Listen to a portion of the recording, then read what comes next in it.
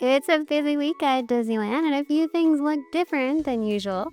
There's a Super Bowl celebration coming to the park, and this one needs a little unpacking. Disney California Adventure is marking its 25th anniversary with some opening day nostalgia returning in a big way, including Soarin Over California coming back. Paint the Night has officially returned as part of Disneyland's 70th anniversary and is already changing nighttime crowds on Main Street.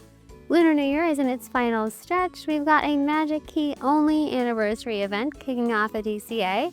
Star Wars night tickets going on sale this week. Some anniversary touches at the Grand Californian, including a character debut, and a few Valentine's Day treats popping up around the parks. We'll walk through what all of that actually means for a day in the parks right now.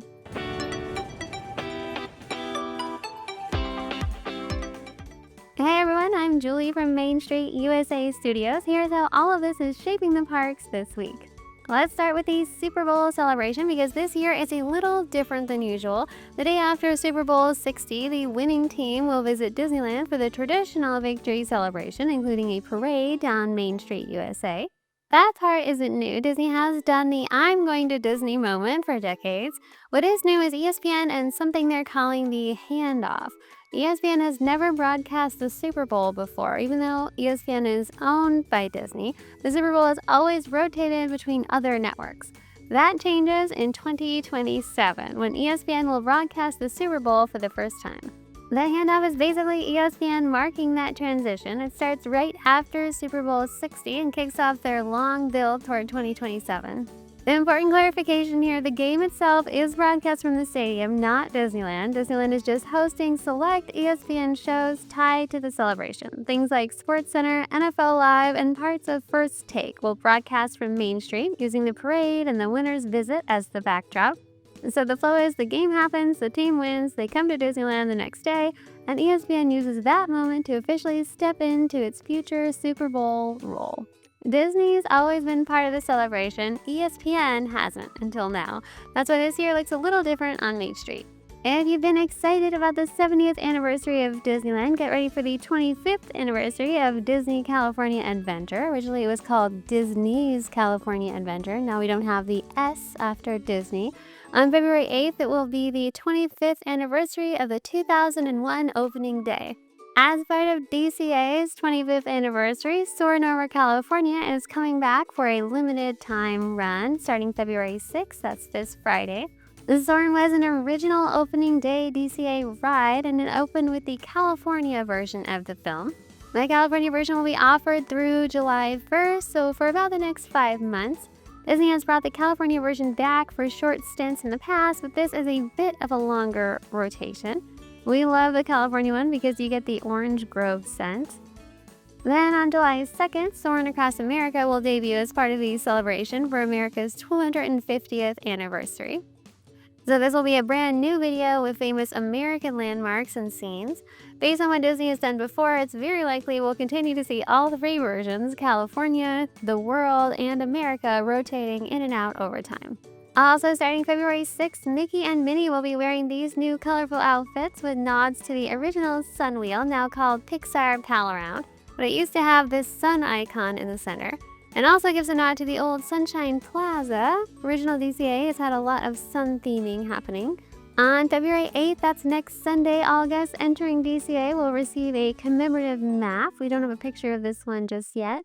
And Disney's Grand Californian Hotel and Spa is officially celebrating its 25th anniversary this year as well. The hotel first welcomed guests on January 2nd of 2001 for a sort of soft opening, with its grand opening following on February 8th, the same day that DCA itself opened, making it the first Disney hotel built directly inside a theme park. And to help celebrate, there's also a new character debut happening at the Grand Californian. Starting February 6th, Humphrey the Bear will begin appearing at Storyteller's Cafe during Donald's Tales of Adventure Dinner Buffet. And yes, he's the namesake of Humphrey's Service and Supplies over in Grizzly Peak at DCA. And kind of a fun connection, Humphrey's longtime cartoon nemesis, J. Audubon Woodlore, is also the voice you hear during the safety announcements on Grizzly River Run. Grizzly Peak is the most intact opening day land still left at DCA, so thematically, Humphrey fits perfectly. That's likely why Disney chose him to help represent the anniversary at the Green Californian Hotel. A big nighttime favorite is officially back at Disneyland Park. The Paint the Night Parade returned this past Friday as part of the 70th anniversary celebration and will run through August 9th. This is the one that has lots of glowing floats inspired by Cars, Toy Story, Monsters Inc., and Frozen.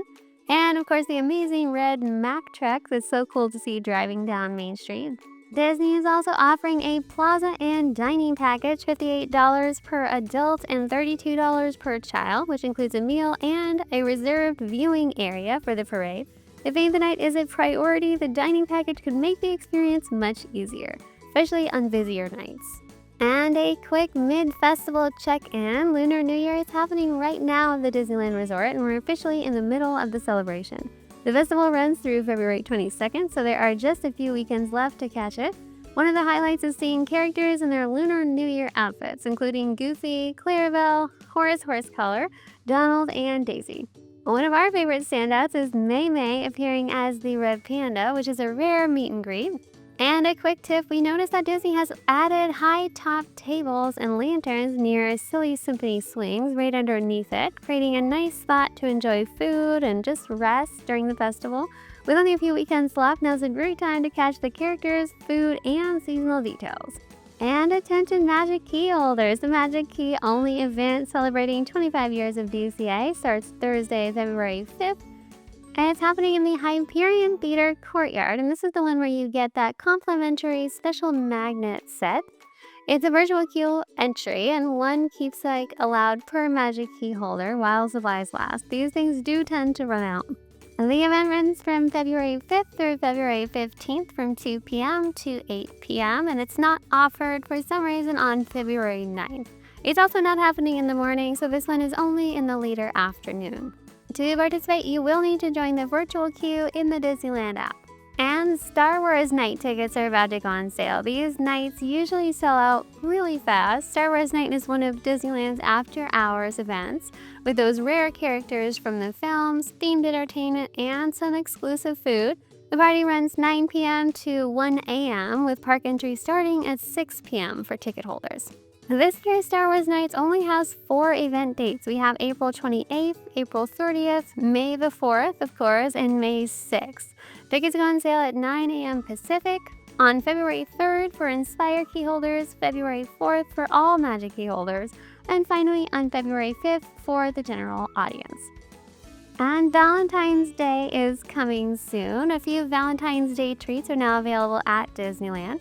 Check out this Dole Whip Strawberry Sundae at Tropical Hideaway, and this Valentine's themed alien macaroon at Alien Pizza Planet in Tomorrowland, and also this red velvet stuff, like the gray stuff, over at Red Rose Tavern. Now let's do a quick closure and construction check-in starting at Disneyland. First up, sailing ship Columbia quietly reopened on Friday, so it's already back in operation as of this weekend. It's a Small World now has a reopening date and is scheduled to return on February 6th after being down since late January. Rise of the Resistance remains closed and is still listed as down through early March. August Cantina is also still closed with no reopening date posted through early March. And Jungle Cruise is still set to close on February 17th with no reopening date yet. Over DCA, Grizzly River Run remains closed. And the Incredicoaster is back, so it reopens this week on February 6th, just a few days left. And new this week, Golden Zephyr is set to close on March 9th, and at the moment there's no reopening date yet. And Downtown Disney, here's a new, refreshed look at the demo of the 2 ticket booths in the former Earl of Sandwich site. From what we can see, the entire Earl of Sandwich building is now completely demoed. Thanks so much for watching, everyone. If you like this video, make sure to subscribe for more.